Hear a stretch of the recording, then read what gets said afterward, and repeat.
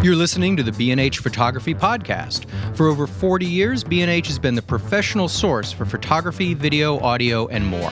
For your favorite gear, news, and reviews, visit us at bnh.com or download the B&H app to your iPhone or Android device. Now here's your host, Alan Weitz. Greetings and welcome to the B&H Photography Podcast.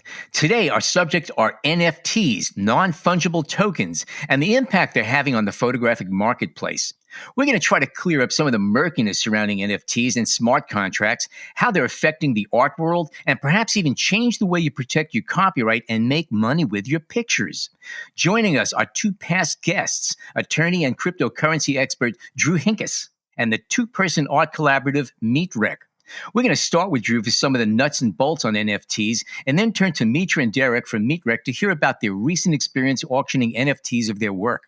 Drew joined us back in 2018 on our last crypto-related episode, which focused on the Kodak coin, which really seems like a million years ago at this point. Drew is an attorney with Carlton Fields as part of its national blockchain and digital currency practice. He's also an adjunct professor at NYU School of Business and NYU Law. In 2017, Drew is nominated as one of CoinDesk's most influential people in blockchain. He's co-founder and general counsel of Athena Blockchain, a firm focused on tokenized investment products. He's also a member of many business and legal organizations and a regular speaker on digital assets and blockchain technology. We're going to give you his contact info at the end of the show, and of course, it will be in our show notes. And we're also going to give Mitra a proper intro in the second half of the show, but in the meantime, thank you all for joining us. Well, it's great to be here. Excited to talk about NFTs. Yes, thank you so much for having us. Cool stuff. Okay, Drew, let's start with you. NFT stands for non-fungible token. What does that mean, and how does it compare to a fungible token? Great question and a good place to start. Digital assets like NFTs are a sort of a subset of cryptocurrencies and crypto assets. These assets exist and are generated and maintained by networks of computers that we call blockchains. These cryptocurrencies sometimes are called tokens if they are essentially secondary assets created on those systems. The NFT is a specific type of token. In this case, it's a digital asset that lives on a blockchain system that is created with certain attributes. It's created so that it's uniquely identifiable as one particular asset on the system. Because it can be identified, it can be traced back to its origin, its creation, and each transaction whereby it passed from one party to another party. The term fungible in this case references how replaceable that asset is for another asset. In this case, this is an asset that cannot be replaced with another. It's entirely unique and it's identifiable in the system no matter how many transactions occur. Other assets that you see on these sorts of systems, like Ethereum's Ether, which would be a cryptocurrency, and tokens that we saw from the ICO era, are fungible in that they can easily be replaced for one another without there being any material difference. So you can trade a dollar for a dollar. That means it's fungible. They're all the same, basically, right? So I'm just trying to make an analogy here. Sure. If you, but you can't trade the Mona Lisa for some other lesser piece that you buy at Walmart. I mean, that one does not equal the other. Is that kind of the same thing? Sure. So a great way to think about it is that everything is on a spectrum of fungibility. A unique piece of art might be one of a kind. You can make a copy of it as long as it's a physical item, but it may not ever be exactly the same as the original. Dollar bills are a great example of fungibility. Each dollar bill under normal circumstances is the same as each other dollar bill. But of course, the devil's always in the details. Certain people might pay more for a dollar bill that has a serial number of all zeros or all ones or 1, 2, 3, 4, 5. In that sense, they are less fungible than they would be otherwise. But again, fungibility is on a spectrum. Some things can be used more readily to replace others, whereas other things are much more unique.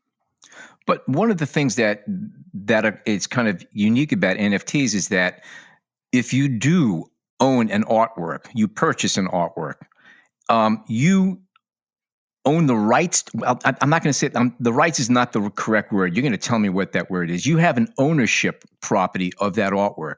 However, anybody on the planet or anybody in space for that matter with a good internet connection could download that same image file and do whatever they want with it within legal means, of course. But it's it's universal. Anybody could have it, but only one person can, or a symposium of people, one group of people can actually claim ownership of the property, not copyright, but ownership. But tweak me on that. Correct me on that. Sure. This is one of the most complicated parts of this whole NFT as a way of transacting art phenomenon. So I'll try to break it down by thinking about this in two different dimensions. You have the token that exists on a technology system aspect, and then you've got the law. You want to first think about NFTs. They are digital assets that live on a blockchain. You can identify them. You can follow them as they transact from party to party.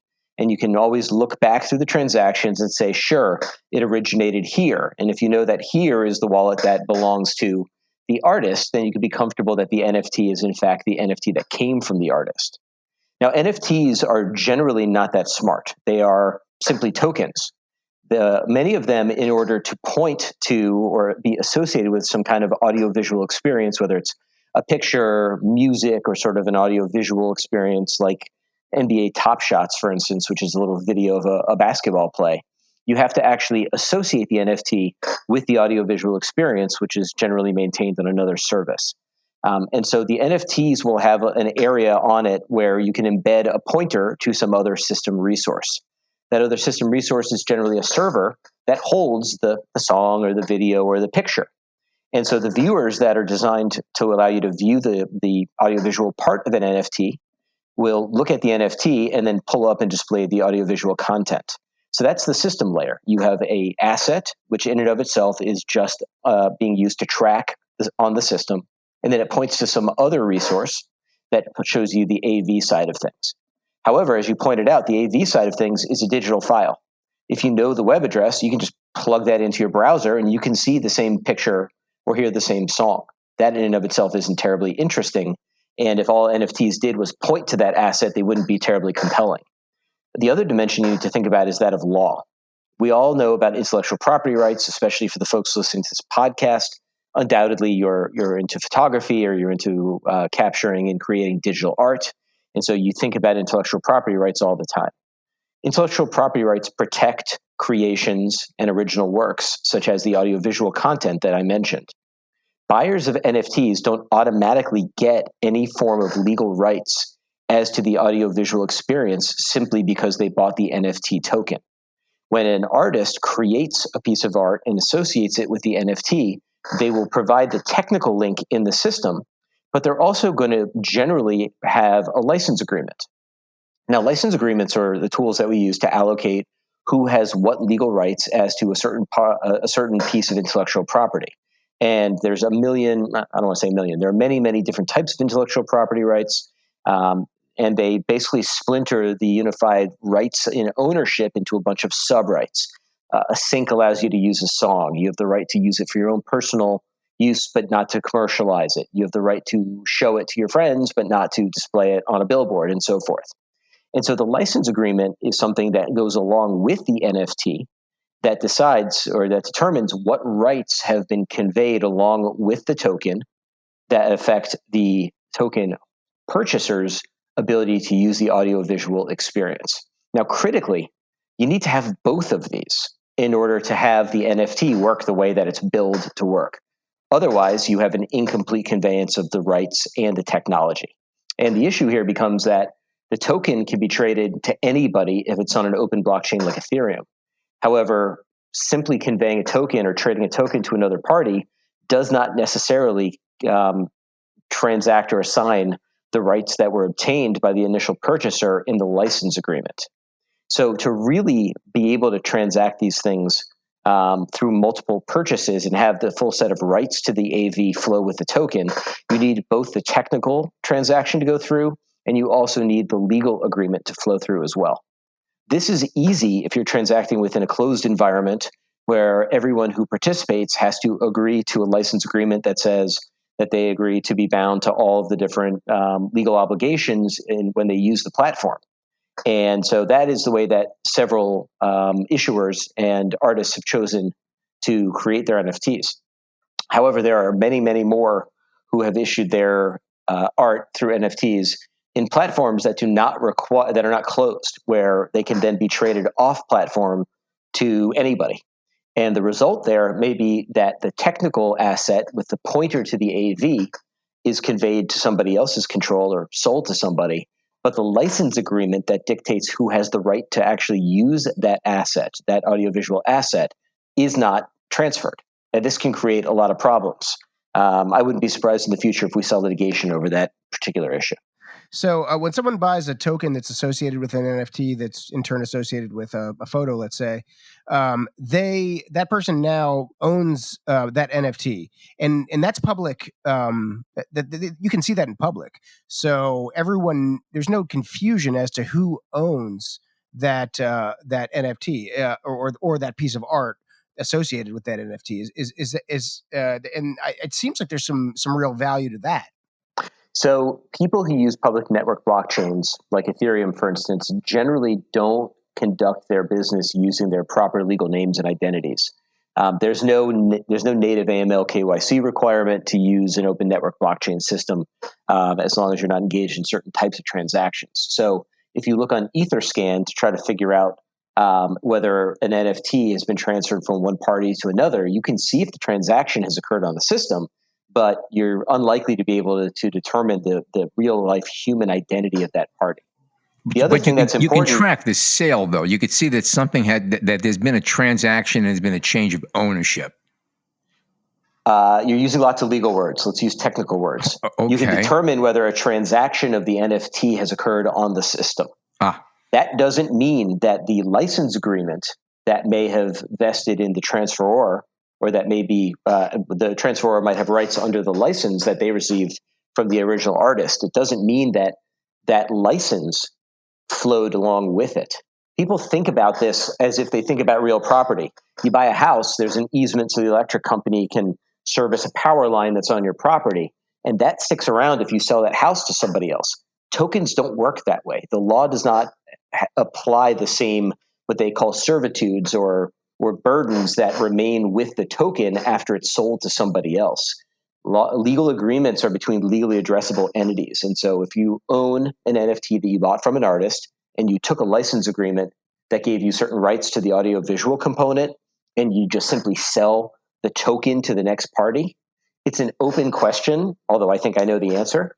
It's more than likely that if there has not been an assignment of the license to the next buyer, that the buyer didn't actually take the legal rights to do anything with the AV. Very interesting. If this separation that we're still seeing between the token itself and the piece and of course the rights and the licensing that goes along with it, is that vague at this point to the advantage of the artist who can then create whatever kind of terms they want, or is it vague just because we're kind of new into the system and it benefits the owners?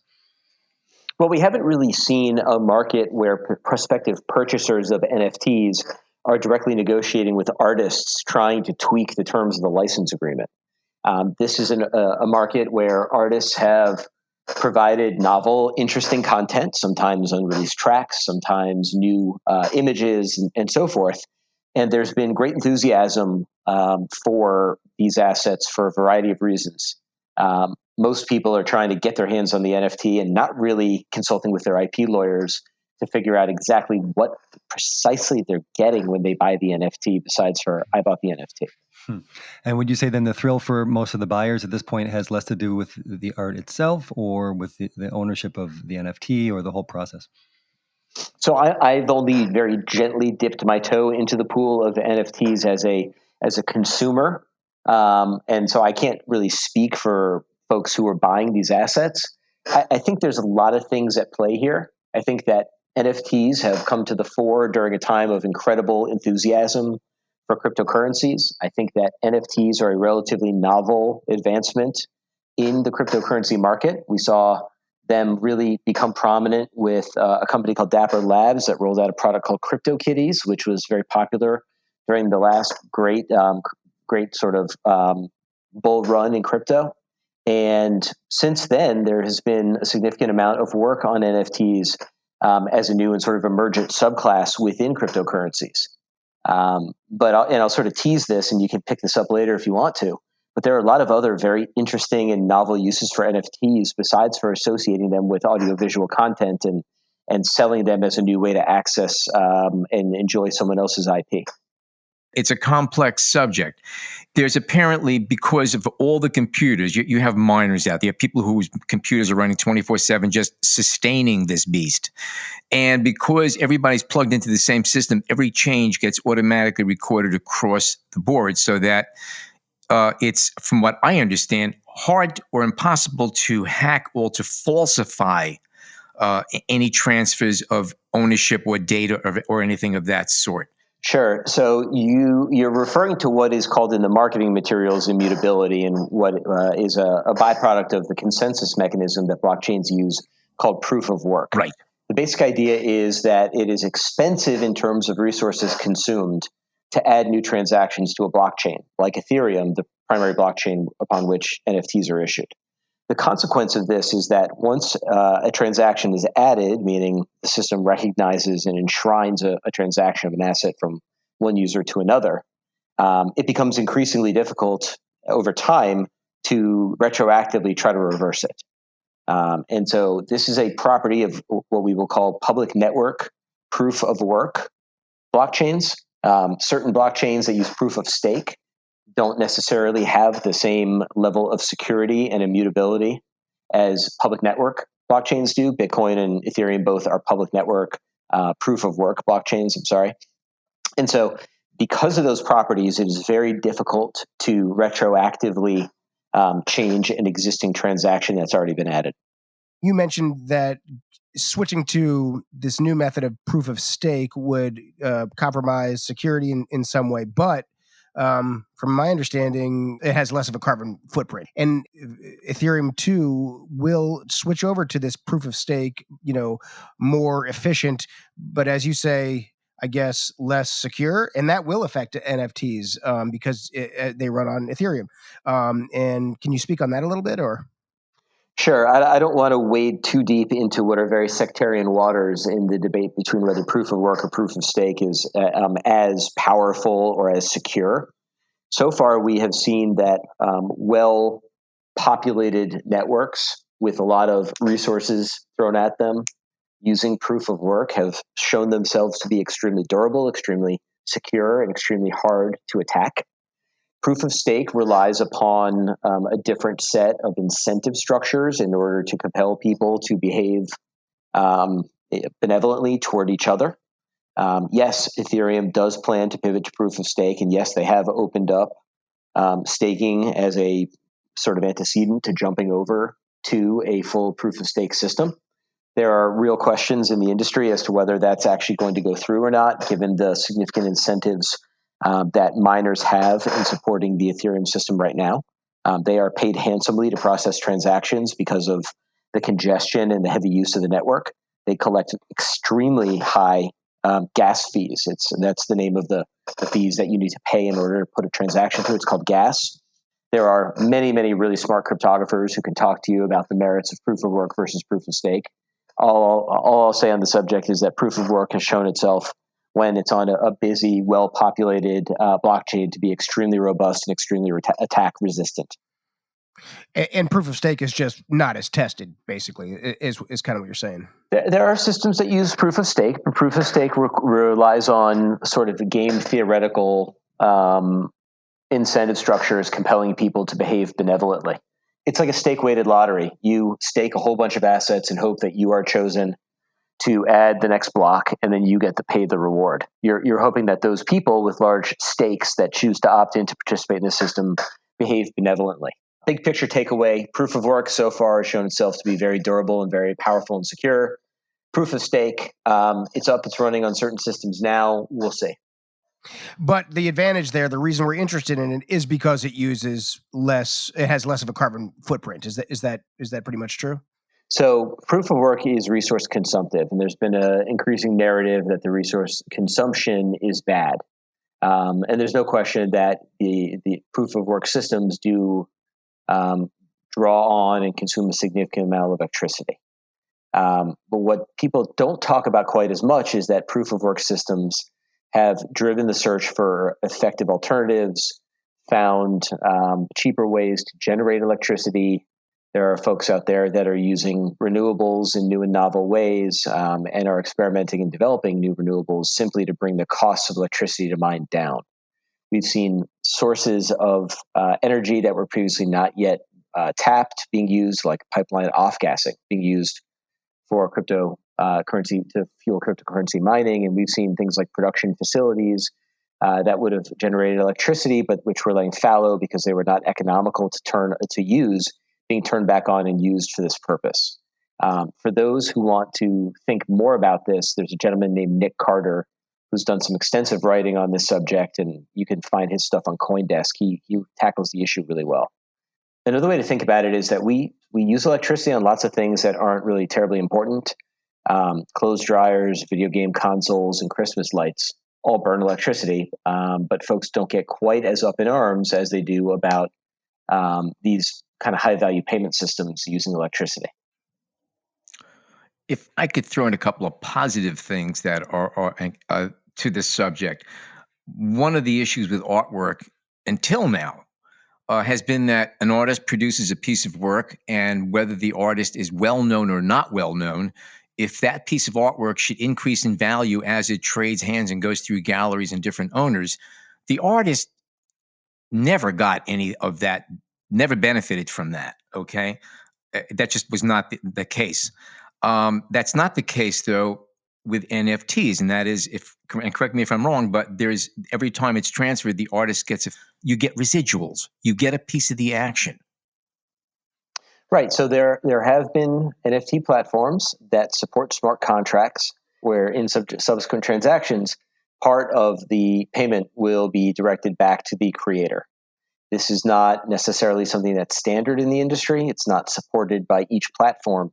And smart contracts, NFTs that build in this quality are not necessarily supported on transactions that occur off platform. So it works in a limited sense for a limited set of environments, but it's not necessarily globally supported yet. I just wanted to say something briefly about what Drew was saying about this concept of a secondary market. As artists, Mitra and I have constantly been aware about how after an artwork is sold, it's very difficult to see benefits from that. I mean, even very famous artists who sell work at an auction house, they don't see much of that in the sense of royalties. So that supportive secondary market is really interesting, and it's new, and it's being sorted out, as you've discussed, but it is something that I see as a positive. So that's interesting that Alan brought that up, because it's something that Mitra and I have talked about. This concept of whether or not, if someone buys an image that we've produced, do they have the rights to put it on a T-shirt? As Drew said, that has everything to do with system layers and licensing issues. So it seems to be a very an interesting avenue to think about the value of art. I mean, this really seems to come down to it's about the way that we value things is changing because of technology. And I find that to be very fascinating. We touched on it a little bit, but the concept of scarcity in the digital world that I think kind of rocked the content world in a way that, was kind of unprecedented. You had Napster that, completely made it, made it easy to copy. All you had to do was right click, copy, and, send it off to somebody else, put it on Napster or Kazaa or whatever, and everyone had the song without paying for it. And then we're seeing the same thing with photos. You could just right click, save, put it on your Instagram, and everyone's using it now. So there's not a whole lot of it devalued content. So NFTs, and although it may not be perfect yet, but it's addressing the problem of scarcity and uniqueness in the digital world as it pertains to content. Yeah, it was thoughtful of you to bring up Napster and Kazaa and BearShare and LimeWire and all the other software applications I used to use to try to get files and who knows what other viral payloads on my computer when I would use them. Shame on you. I never did that. Yeah, no, sorry. I mean, this guy I know used to do that. I think his name was Tayson Jables. I'm not sure. So long story short, the problem with Napster and with all these other platforms is the same problem here. It's copyright. Notwithstanding that you've got a copy of the song that you as a purchaser are allowed to use when you bought the CD, you were not allowed to share it with your friends or use it commercially or otherwise redistribute it. And you see the same problem here. And it's a problem that exists as long as we have digital assets. Because with digital assets, you can make a perfect digital copy. Now, I think what our other contributors mentioned before is important, which is the ability to attach to the audiovisual content a certifiably unique, rare, trackable item, and then architect around it a legal agreement that adheres to that and use that aggregated sort of technical and legal structure together to prove uniqueness or authenticity is super powerful. Ever since smart contracts were created, the idea of provenance systems, the idea of tracking assets from field to, or I forget what the phraseology is, but tracking various assets, including things like cannabis that need to go from seed to sale because of regulation, or luxury goods like extremely expensive handbags where the provenance of the asset matters. Those have always been concepts that blockchain technology has been thought to apply to. So this is yet another example of it. Just perhaps most notably an example that has caught on like wildfire. If, let's say, a photographer wants to associate or make an NFT, related to his photo, how does one do that? From a technical standpoint, there are several systems that allow someone to take a piece of audiovisual content, a picture, a song, whatever it is, and very quickly and easily upload it into a system. The system will then store a copy of that asset in one of a few different places. Many of them use a storage system called IPFS, or interplanetary file system, which uses technology that comes from streaming sorts of systems like we discussed earlier, in order to have a persistent copy of that asset that's stored across a whole bunch of other servers. I mean, how does one prove copyright at that point? The legal issues are entirely separate from the technical issues. Oh, I'm sorry. You're right. Go ahead. Yeah. From a technical standpoint, you go on one of several systems, you upload your file, the system routes the file to some storage somewhere and creates a new asset on the blockchain, most of these systems use Ethereum. Some of them use another system called Matic or another system called Flow. And at that point, you as the creator have control of the NFT that has a pointer to the audiovisual content stored on a server somewhere. Pretty simple. And is there a fee for that? Some platforms do charge, some don't. And also that can depend on the platform too. We've noticed that some charge more and some charge less. So it's variable. If you want to mint something for yourself just to have it, there are systems that allow you to mint pretty cheaply. You're going to have to pay the costs of the actual transactions on the system, and that's about it. Then there are other platforms that are really difficult to get on because they're used by well-known artists or folks that are trying to make a big splash. They have huge email lists and attract whales who come and bid on their stuff. Those platforms might be a little bit more difficult to get on. There are some platforms that are selective as to who can create and list on their platform, and then there's others that allow everybody with compatible technology and the ability to pay for the transactions to go ahead and mint on their platform. The vast majority of the NFT issuance conduct has occurred on Ethereum. Ethereum's wide open. Ethereum allows it's permissionless. Anybody who makes a wallet and can afford the transaction fees can transact on Ethereum. The company Dapper Labs has created its own, or is working with a company called Flow that created its own closed environment. And Dapper Labs has issued the NBA Top Shots product, which has been incredibly popular. There's another platform called Matic, which operates as a bridge to and from Ethereum that has either ultra low fee or no fee transactions. And there's some issuance behavior going on Matic as well. And there's a good reason why significant commercial interests may want to be in a closed environment. We talked a little bit earlier about how there's two dimensions to this, the technical and the legal. If everyone who is transacting with these assets is in the same closed environment, they can all be required to accept a user licensing agreement that requires them to acknowledge that the license to use the audio visual associated with the NFT is transferred every time the asset's transferred. Because everybody opts into the same agreement, the license rights or the IP rights that are allocated by the licensing agreement will necessarily flow with the transactions. The open platforms can't make that same guarantee, at least under existing law. Interesting. We're going to take a short break. When we come back, we're going to have artist Derek Paul Jack Boyle and Mitra Saboury, also known as Mitra. We hope you're enjoying this edition of the B&H Photography Podcast. The best way to support the show is by subscribing on Apple Podcasts, Google Podcasts, Spotify, or wherever you get your podcasts. For links to gear and more information on today's guests, check out the show notes in your podcast app or visit our homepage on the B&H Explorer website and join the B&H Photography Podcast Facebook group. And now, back to the show.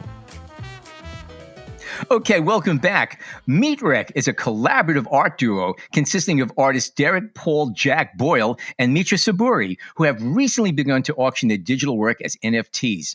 Their first NFT sale, Heavy Step, went well, and we're going to hear about how they created and sold the NFT and talk about the traditional problems with digital content that artists hope NFTs will solve.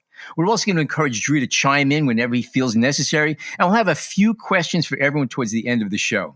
Mitra, who's a past guest and a friend of the show, described Mitra as, and I quote, a collaborative project with beginnings in 2015 when Derek and I made images poking fun at everyday anxieties every single day, Saturday and Sunday included. This went on for a very long time. We worked to our limit every day and we didn't fear challenges. Our work together has always been displayed through the lens of social media, and we encourage communication and growth. Mitra has been featured on Vice and Wired, and we'll include links to their work in our show notes. Welcome, Derek, and welcome back to Mitra. Thank you for having us. So you guys just sold your first NFT. Congrats. What was it? What was the idea that compelled you to go this direction as far as marketing your work? When we first found out about NFTs, we were really curious. What are the positives? What are the negatives? And it's been an experimentation, but one of the things that initially inspired us was the fact that other artists who we respect were becoming interested in them. So I think it was more about the community at first, and Mitra is very good at supporting that sense of community within the arts, and it's been an interesting development because our attitude towards NFTs has shifted even in the last weeks, rapidly. And there are positives and negatives, as Drew has spelled out. But I believe that there is something to do with this idea of licensing and contracts that can get really interesting as artists who have made physical works before. So it's about community, but it also intrigued us how it could provide some really interesting new system layers for how secondary markets can operate, and the value of artwork, where it really rests. Is it in the image, or is it in the ownership, or is it both? Did you guys feel when you first started learning about this is good for you? I mean, something that'll solve some problems that you were seeing, or is it just kind of these, dipping your toes in the water and seeing where it goes? I think there's like a greater potential beyond us, beyond Mitra, for this, like, to become a real system in society. What I'm trying to say is that people who are developing this side of the world, the Wild West, as I've heard it been called, are really imagining like a different way of experiencing reality. And I think that it's really cool for us to like step our toes into that as we start. And we're learning a new language, basically, which is it's really awesome. I couldn't agree more. I think it's a really exciting time for artists, in the digital age.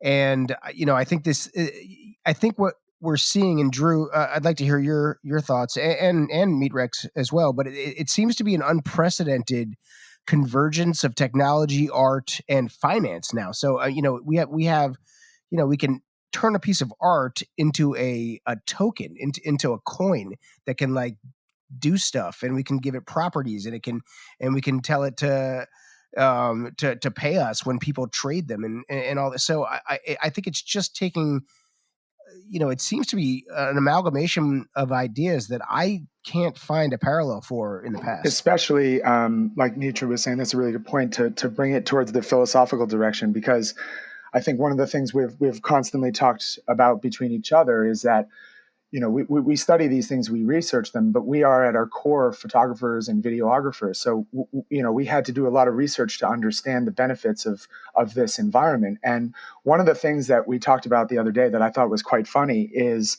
when you're making physical artworks all the time, whether that be a printed photograph, which would be very much the case, or a painting, it's destructible. It's quite destructible, meaning if it's messed up in the shipping or if it's damaged, that unique item somehow loses its value. But when something is, easily distinguishable, easily exchangeable, and verifiable, with no central authority controlling that, it becomes this new way to think about indestructible art, because you technically own something that's a referent to something that's visual. You don't own that visual piece. So unless the licensing, of course, determines that. So it is kind of a new philosophical way to even think about art. And I think that's what Mitra and I are so fascinated by, is that this is a shift. Like she said, it's an exciting shift and a dynamic, because the rules are being written as we live through them. Is it changing the aesthetics of art itself and the type of artwork that people are now being attracted to? There are always trends going on. Is this going to be a catalyst for a trend? I guess that's what I'm asking. The way art looks, the way tastes change, or is it just going to be just a different medium for moving art around? So we've seen some interesting projects. There's one out there called Replicator, which is a kind of cool image of a photocopier that is animated and makes new copies. Whoever controls that NFT after 28 days gets a set of new NFTs that are generated by the operation of the photocopier in the Replicator NFT. Each of those NFTs, based on some random probability generator, may create yet another new NFT, or the printer may jam, the copier may jam, and it may not spawn a new one. And so what you have here is something that is art. It's a neat looking image to begin with that's animated, but it also has this new component where it can generate new art. And there's a certain random quality to it. And in some circumstances it won't, and in some circumstances it will. And this is a place where you see art, creativity, and financial implications all sort of dovetailing together. Projects like that interest me, not just as a lawyer, but also as somebody who's a fan of the space.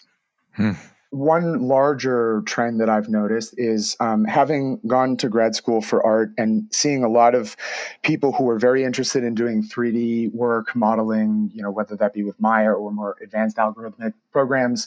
I'm noticing that people are feeling very free to post very heavily digitally modeled work on as NFTs. And it's not so much a trend, you see a lot of GIFs, you see some videos, but one thing that was interesting for us is we as a group, we didn't really think so much whether something needed to be an image or a video. It was more just about the spirit of the project. And Mitra and I would just determine that in the moment. As Andrew was saying before, it really kind of depends upon that system layer, what's appropriate at the time. But one thing I am noticing is that a lot of artists who were kind of, I don't want to say in the dungeon, but artists who weren't really sure where their digital work lived now has a new vibrancy to it, because people are very excited about certain NFTs that are, whether they be moving images or GIFs or some other type of thing like a tweet, I mean, I didn't know that tweets could be considered art. I mean, I obviously know that anything can be considered art, but it's fascinating to see that valuation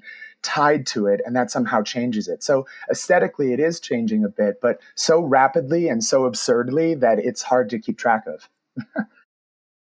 So can you tell us a little bit about some of the decisions you made going into it and going along in terms of the contract that you created for the work? Derek, do you want to? Sure. Yes and no. The licensing issues, and like, for instance, what we were discussing before about when it comes to copyright, that's an entirely different thing. That I personally don't have a lot of experience with. I'm more just moving pixels around in Photoshop, But like, when it comes to thinking about how an NFT was set up, we kind of just dove in, right? I mean, I think that we dove in. We were friends with a few people who were in the space, and we were kind of experimenting. Okay, should we use Instagram to market the NFT? Should we market the NFT through other venues? Should we use Twitter? How do we get people to see that it's even available? At the beginning, it was very experimental, and part of it was the community, like-minded people who are excited about cryptocurrency investments and what tokens represent. When they get involved, it feels like a community, and I think that's what's keeping it healthy for Mitra and I, is that it feels like something we can learn from, but also that we're generating work within a community that feels very different from the gallery system. Not to say that we don't appreciate the gallery system, it's just wildly decentralized. And because of that, it feels, as a way to verify transactions in a way that is unlike anything I've ever experienced as a fine artist selling paintings or photographs. And it's got that easily exchangeability to it. And it feels like it's part of something that is tied to the gaming community in a serious way, which has a lot of people who are very excited about this space. And there seems to be positivity about it to kind of like jump in, and everyone has a different way of approaching it. I have some friends who have told me that they only want to put their work on auction because they believe that somehow gives more value to the work. But in our instance, we've done both. We've done an auction, but we've also put up things for individual sale. And I think it's just Mitra and I, just as a collaborative, we have to kind of work it out with each other, what we're both comfortable with. And it's been a process to figure out the best way in which to present the NFTs. But we've chosen to use OpenSea primarily because that's what we had friends using at the time. So we wanted to join a community. We wrote a poem about it. Yeah. We wrote a poem about it. Go ahead. Let's hear it. We go to the OpenSea and place work there for a fee to connect with like minds for eternity, a feeling like being free. It's great. And it will make sense in the future. and I love it, Mitra. It's beautiful. And going off that, we've had some experience, and Drew touched upon this before, and he was making some really good points about it. I didn't feel like it was appropriate to jump in, but I'll kind of tangent back to what he was saying before, which is these different systems, as he described them, or platforms, or however way you want to think about it, that have been established to allow people to mint NFTs. They're all very different. And we've been kind of keeping our ear to the grindstone about what was interesting at the time. Like when we joined OpenSea and we were minting collections there, we thought, should we be on Rarible? Then we had some friends help us get onto Foundation, which is, as Drew said, a more exclusive, but also the gas fees were much higher. And so we were like, okay, it's great to be contextualized among other artists. That's wonderful. It's like a digital gallery. However, the fees are higher and it doesn't feel like the same kind of community. It feels like a very competitive community, as would be the art world. So OpenSea to us felt a way for us to just be able to clearly track what we're doing. And it was a system that I actually inadvertently found out about it from a podcast called H3H3 Podcast. One of the workers on the podcast was posting their tokens on OpenSea, and I just investigated, and I happened to see that it was easy to set up the wallet with OpenSea. So it had a lot to do with ease of use, and then it became something that we were familiar with.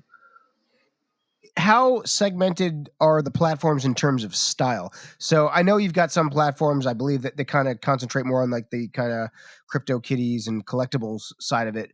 But on the art NFT side, how specialized are each platform? So they each have their own vibe? Yes, very much their own vibe. And some even have this whole thing where they want to have users verified, and they have verified check marks like Instagram to somehow create more, like a musician like Apex Twin was on Foundation and he has a blue check mark immediately and they put him at the top. They're trying to market artists who are very well known, artists and musicians.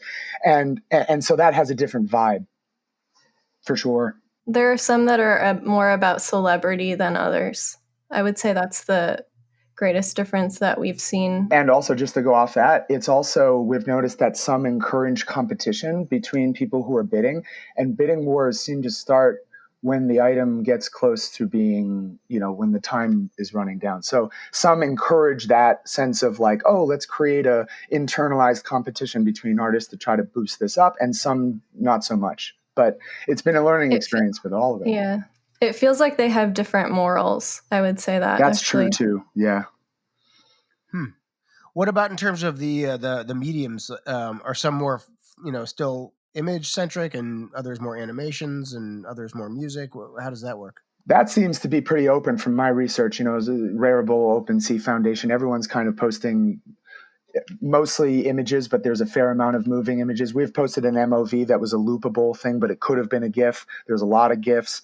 I'm not an expert on that, but I believe that it's pretty much similar in that regard across the board, meaning that NFTs are taking on this quality that people kind of feel that are recognizable. Sometimes they can be just a few pixels, but it's recognized as that digital asset. So all of these different systems have designed it so that, one thing that I love about OpenSea, let me give you, for example, something that is just a technical thing that I found was really awesome. But when we posted a looping 16-second MP4 file as a minted NFT on OpenSea, it allows for it to loop seamlessly without anyone clicking a play button.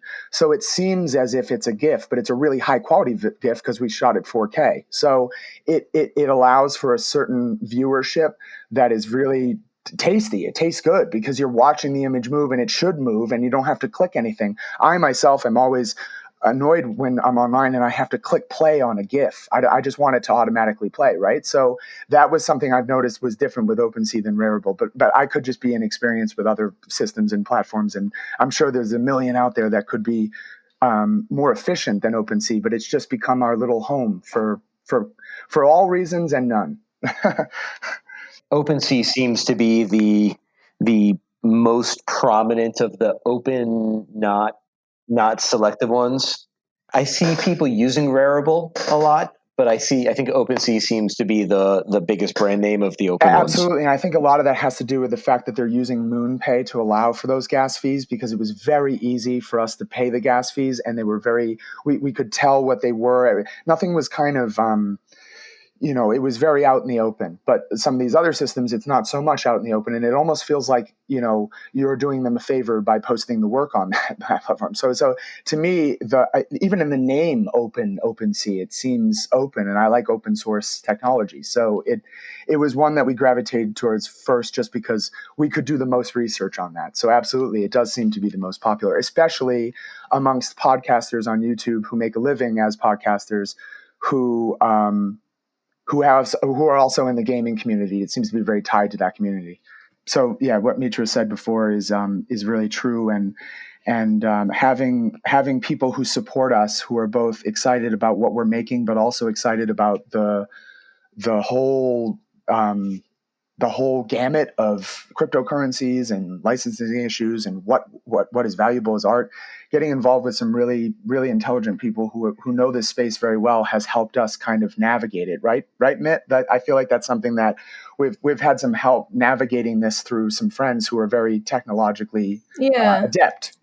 From like different minds who believe in each other. Actually, it's really a powerful feeling. It's greater than one person. Like, we all connect in a way to lift each other up, and it's really beautiful.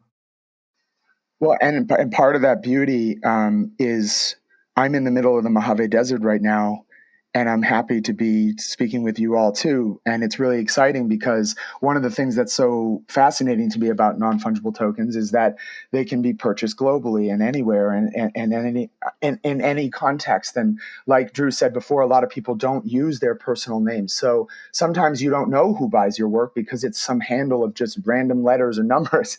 And so that to me is fascinating because it's a whole new space of people who are collectors. I guess that's what, as a painter, it's very difficult to find consistent collectors. And when you do, you try to hold on to them for life. But this space feels much more egalitarian and much more easily exchangeable between people, peer to peer. It really always goes back to that peer to peer sensibility. To a certain extent, there's always going to be interest in a more direct way to reach out and have contact and communication and form a relationship with people who enjoy what your art is. However, there are folks that are using this as a vessel to sort of backdoor in what are otherwise financial products. And that's going to be a problem for some folks who may wittingly or unwittingly find themselves doing things like fractionalizing their NFTs and soliciting people to invest in them. Just sort of a general comment. These assets are new and different, but the way that people use them tends to repeat patterns for other sorts of assets, including financial products. And so there was one significant lawsuit so far filed in the NFT world against NBA Top Shots, where a plaintiff alleged that they were offering an unregistered security.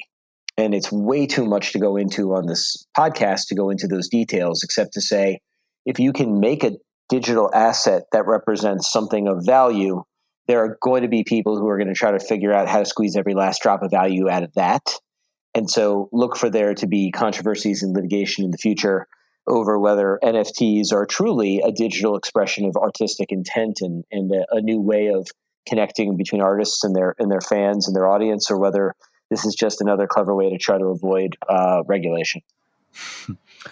Is there a case where a smart contract has been challenged in a standard court, and how are they shaping up? I mean, are the contracts being validated, or has there been challenges? So I mentioned how much I don't like the phrase immutable earlier. I'll take smart contract and multiply that by about 100. Smart contracts are instructions to computers. They're not legal agreements. They are not negotiated. They don't have the hallmarks of legally enforceable agreements. We have seen courts try to figure out what smart contracts mean. There was a case that was litigated in Singapore about two market-making bots operating on a crypto exchange in Singapore. And I won't get into the details except to say courts are going to do one of two things. They're going to look at them as instructions to computers and try to figure out what the parties suing each other intended. Or they're going to take all of the things that the parties intended, their communications, their representations, what they relied upon when engaging in a transaction, and look at the smart contract as simply an automated way to perform an otherwise existing agreement. Interesting. What I'm seeing a lot of is photographers whose work has been in editorial. It's been on gallery walls already, and they're going to do an NFT drop of some of their most famous prints. Do you feel, at least in the spirit of the NFT, that kind of readdressing work from the analog sphere is what this is all about? And what makes that any different than just another way to kind of sell your work? I think one of the reasons why this is such an interesting aspect to all this is, I could be wrong, but I believe that in the future people will sell physical work as NFTs, but then they get the physical work. So a lot of the times when someone is sold a token, it comes with something physical. And sometimes that physical thing can have actual value. So yes, there is a lot of talk about the value of digital currencies and how tokens themselves have values and are traded for coins of various different kinds. But I am noticing a few, let's call them more traditional fine artists, who are saying things like, if you buy the NFT, you'll get the painting. So it is just a way to get a painting, except it allows them to use something like Ethereum to pay for it instead of United States currency. So it is shifting, and I'm not sure how much that will change. I know the art world is very resistant to this, the traditional art world, the galleries. I just want to kind of throw something in. Have you heard, or have any of you heard of a way to embed like some sort of device that actually holds the token that you'd like kind of put in the art, or something that you'd have to kind of destroy it to get to? I'm just, is that on the horizon? Oh, interesting. Like a physical drive. Right. Doesn't that seem, I mean, it seems like that would kind of, speak to what you're talking about. I mean, to send them the painting, that's fine. You could just resell the painting, separate from having the token. And then or the photograph, and the photograph could be additioned, and what's interesting to me is, Mitra, correct me if I'm wrong here, but I believe I remember you actually have sold videos where you just send someone a USB drive with the videos on them, right? There's usually a sculpture with it, but yeah. Oh, you mean a physical sculpture, right? Of course, yeah. But in a way, digital. I guess what I'm trying to say is, video art has been very difficult to distribute since the '90s because no one really knows where the value is. So, is it in the DVD?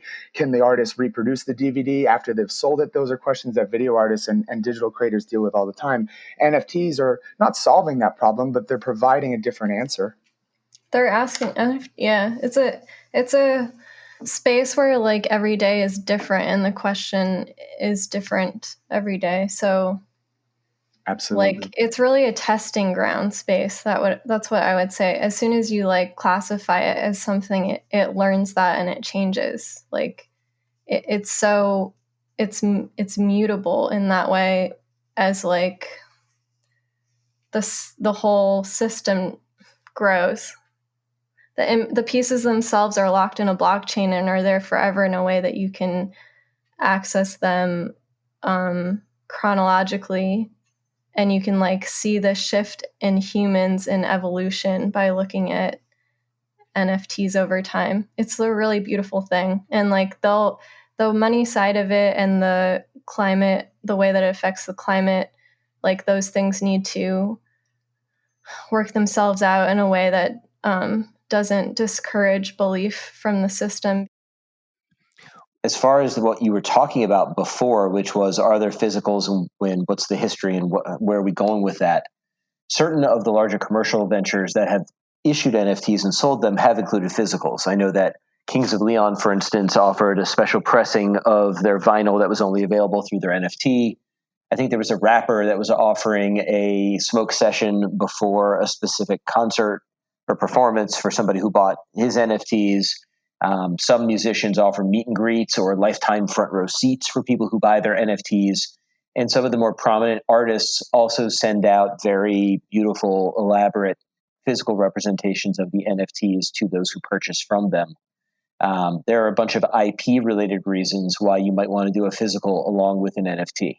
But I really liked what Jason was mentioning before, the idea of merging the physical and the digital, the provably rare digital asset, in a way that makes the real life thing come to life or function in a different way.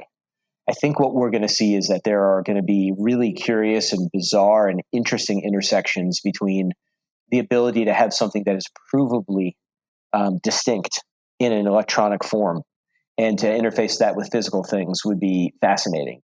To me, this concept of cryptocurrencies has everything to do with mutually decided and protected value, right? So some have a huge amount of support behind them. Let's take Ethereum, for instance, which has a lot to do with NFTs.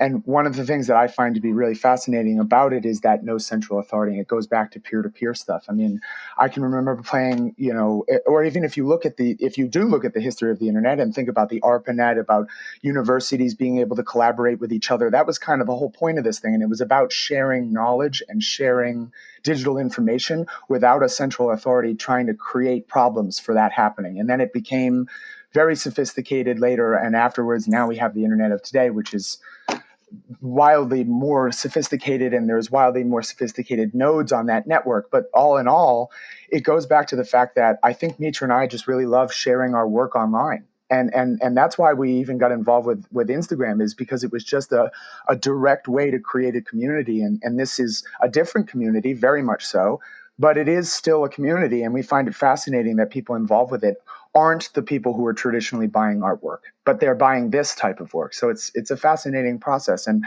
like Mitra said, it's a journey, and one that we're learning every day. All right. Well, that has been a wider conversation than I even anticipated. I think I can speak for the rest of you guys as well. And there's a lot more we talk about. This is a complex subject that is evolving as we speak about it. Drew, thank you so much for joining us. If people would like to catch up on more of your output, where should they go to? You can catch me on Twitter. My name is @PropelForward. And thanks so much for having me. Thanks for the knowledge. Absolute pleasure. And again, this information will be on our show notes. And Mitra, where can people go to catch up with what you guys are up to? Instagram. And it's Derek Paul Jack Boyle. I wasn't going to. And he's a great painter. Everybody go check out his paintings on Instagram. Thank you, Mitra. I appreciate that. But we're also on Instagram as Meatrek, just @Meatrek, MEATWREK. It comes from an amalgamation of our names, Mitra, like meat, and Derek, wreck, like I'm a wreck, she's neat. It's a play on words. It's a pun, So and it's poetry. It's poetry. Yeah. And I love Mitra's poem. I think that was my favorite. One of my favorite parts of this discussion. I got a kick out of that. So I think it's great to be collaborating with her. Well, we look forward to having all of you guys back again for a future discussion, and no doubt there'll be things to talk about. Okay, that is a wrap of another show. I hope it cleared up a few things about NFTs. I know I have a better understanding than I did about an hour ago. I'd like to thank Drew Hinkes for showing up again. Always great having you as a guest. And thanks again to Derek, Paul, Jack, Boyle, and Mitra Saboury of Mitra. Great having you guys on the show, and hope to see what you guys are doing in another year or two from now. I imagine it will be fun. If you enjoy listening to the B&H Photography Podcast, but you're not yet a subscriber, all you have to do is go to Spotify, Apple Podcasts, Google Podcasts, or wherever you snag your favorite podcast and type in B&H Photography Podcast, hit enter, and you'll be a click away from every new episode. And if you're already a subscriber, leave a nice comment. The boss actually reads them. And you can always find us on the B&H Explorer website and on the B&H Photography Podcast Facebook group page. My name is Alan Weitz, and on behalf of John Harris and Jason Tables, thank you so much for tuning in today.